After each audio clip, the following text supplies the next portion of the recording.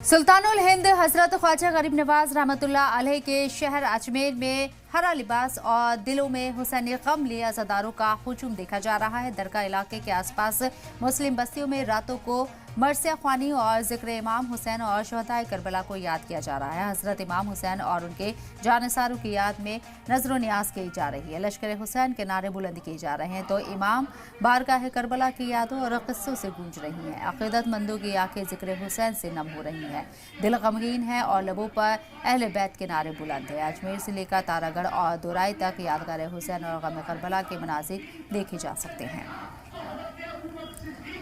तो मुहर्रम शरीफ का दिन चल रहा है। ये शहदाए करबला यानी शहीदाने करबला के दिन है ये मुहर्रम शरीफ, और सबसे बड़ा गम का ये दिन है।